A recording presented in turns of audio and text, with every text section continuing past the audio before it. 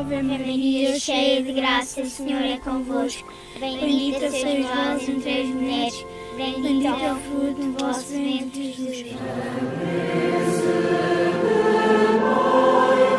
Lapangan Fatima Sanctuary yang sekarang ini ada, dulunya pada tahun 1917 hanyalah suatu lapangan besar yang tertutup dan disebut Kova Dairiyah. Saat ini tempat ini telah dikunjungi lebih dari 8 juta peziarah setiap tahunnya dari berbagai negara di dunia. Dan tentunya bagi orang-orang yang datang ke tempat suci ini, Kapel Penampakan merupakan pusat dari kota Fatima. Area terbuka di ketiga sisi yang kita lihat hari ini dibangun untuk menyambut kedatangan Paus Yohanes Paulus II, di mana area ini terdiri dari sebuah kapel kecil, Kapelinya, yang dibangun pada tahun 1919 sebagai tanggapan atas permintaan Bunda Maria.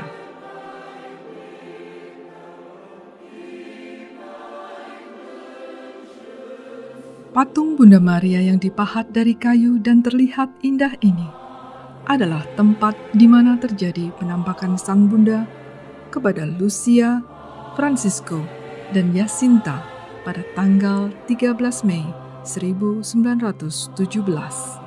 Seorang wanita dengan cahaya menawan berdiri di atas sebuah anak pohon ek. Wanita tersebut mengatakan untuk jangan takut karena ia datang dari surga. Wanita itu meminta mereka untuk tetap kembali ke tempat itu setiap tanggal 13 pada setiap bulan selama 6 bulan.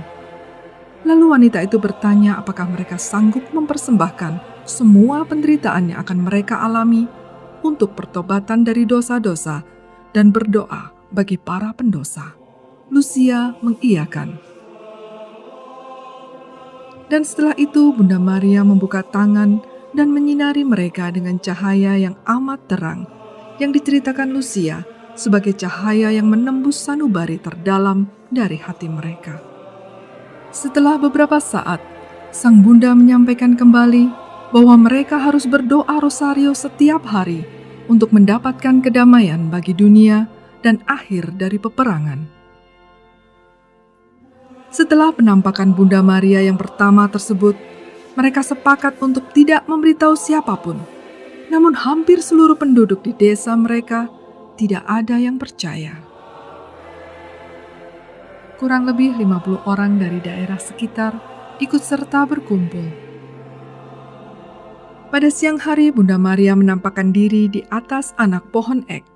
Dan seperti pada penampakan tanggal 13 Mei, ia mengulang kembali permintaan kepada mereka untuk berdoa rosario setiap hari, karena Tuhan akan memakai Lucia untuk menjadi orang yang lebih dikenal, dikasihi, dan dapat membantu membangun devosi dunia kepada. Dan Sang Bunda kembali menampakkan diri sesuai yang ia janjikan dan mulai mengingatkan mereka untuk berdoa rosario setiap hari sebagai penghormatan kepada Our Lady of the Rosary, sehingga dapat memperoleh kedamaian dunia dan mengakhiri perang.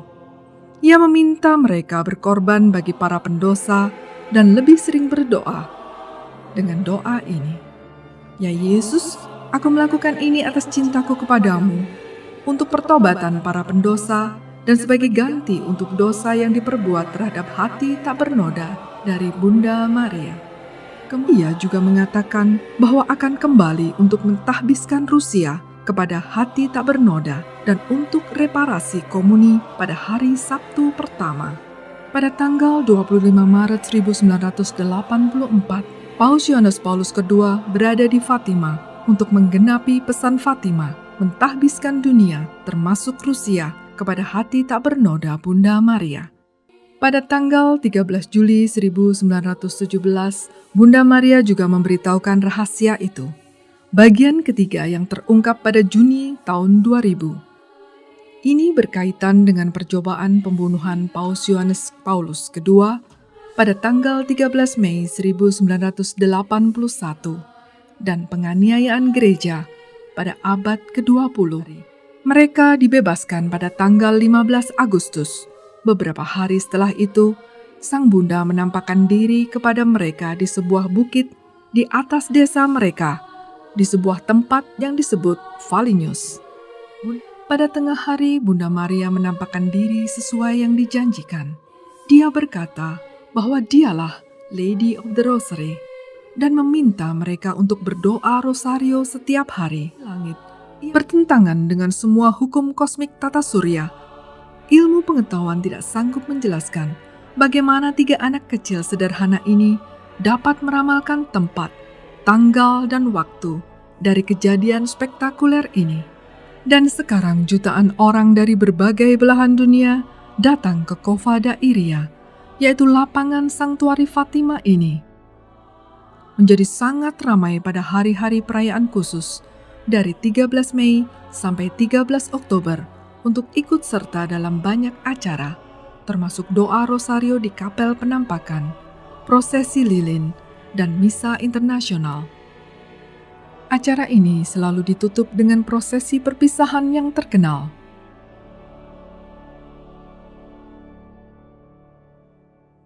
Beberapa paus yang sudah mengunjungi Fatima sebagai peziarah. Yang pertama adalah Paus Paulus ke-6 pada tahun 1967 pada peringatan yang ke-50 tahun. Santo Paus Yohanes Paulus II pada tahun 1982, 1991, dan tahun 2000. Pada tahun 2010, Paus Benediktus ke-16. Dan pada tahun 2017, Paus Fransiskus menghadiri perayaan 100 tahun di Fatima. Basilika Rosario di Fatima selesai dibangun pada tahun 1953. Di dalamnya terdapat 15 altar di mana masing-masing didedikasikan untuk misteri Rosario. Di bagian ujung lapangan sanktuari di seberang Basilika Rosario terdapat basilika modern The Most Holy Trinity. Basilika ini didedikasikan dan diberkati pada tanggal 12 Oktober 2007. Basilika ini adalah yang terbesar di seluruh dunia dengan kapasitas 8.633 kursi. Basilika ini memiliki 13 pintu. Pintu masuk utama adalah pintu Kristus. Dan 12 pintu lainnya masing-masing didedikasikan untuk setiap Rasul Kristus. Valinus adalah sebuah tempat di bukit di atas Aljustral. Disinilah pada tanggal 19 Agustus malam, Bunda menampakkan diri kepada ketiga anak kecil tersebut sebab mereka tidak dapat hadir di Cova da Iria pada tanggal 13-nya karena sedang dikurung dalam penjara. Meninggalkan cawan dan hosti diangkat ke udara, kemudian bersujud dan mengulang doa ini 3 kali. Tritunggal Maha Kudus, Bapa, Putra, dan Roh Kudus. Aku sangat memujamu, dan aku mempersembahkan tubuh, darah, dan jiwa, dan kemuliaan Yesus Kristus di hadapan semua kemah suci di dunia, sebagai pengganti dari penghinaan dan perbedaan, di mana mengakibatkan ia terhina, dan melalui kemampuan yang tidak terbatas dari hati yang paling suci dan tak bernoda dari Bunda Maria. Aku memohon kepadamu pertobatan orang-orang berdosa. Kemudian penampakan kedua dari malaikat ini terjadi pada musim panas tahun 1916. Ketika mereka sedang bermain di kebun Lucia, tiba-tiba malaikat muncul. Apa yang kamu lakukan? Tanya malaikat itu. Berdoalah dengan sungguh-sungguh. Hati Yesus dan Maria memiliki misi belas kasih untuk kalian. Berdoa dan teruslah berkorban untuk Yang Maha Tinggi. Ketika Lucia bertanya bagaimana caranya berkorban, malaikat itu menjawab, korbankanlah semuanya yang bisa kamu korbankan, dan persembahkanlah untuk Tuhan sebagai tindakan perbaikan dosa-dosa yang membuatnya terluka. Juga jauh dari rumah Lucia terletak rumah Santo Francisco dan Santa Jacinta. Ruang depan atau ruang tamu adalah ruang kumpul keluarga untuk berdoa rosario di malam hari. Stasi Jalan Salib adalah satu bagian penting dari peziarahan di Fatima. Ide Jalan Salib ini muncul dari seorang pastor Hungaria dan dibiayai dengan sumbangan para orang Hungaria yang hidup dalam pembuangan di banyak negara di seluruh dunia. 8 stasi pertama mengikuti jalur yang dilewati oleh 3 gembala kecil pada tahun 1917 dari rumah mereka ke Kova Dairia. Stasi Jalan Salib adalah pengingat bagi kita akan panggilan Bunda Maria di Fatima untuk berdoa dan penebusan dosa.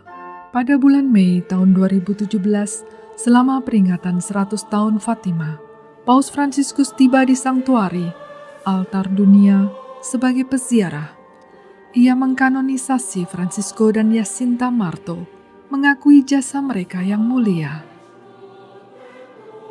Terakhir, sebagai penutup, mari kita minta kepada Bunda Maria, doakanlah kami sebagai umat Katolik untuk selalu hidup dengan penuh kasih dan kedamaian,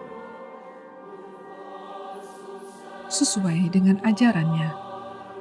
Bunda Maria di Fatima dan Santa Jacinta dan Santo Francisco, doakanlah kami.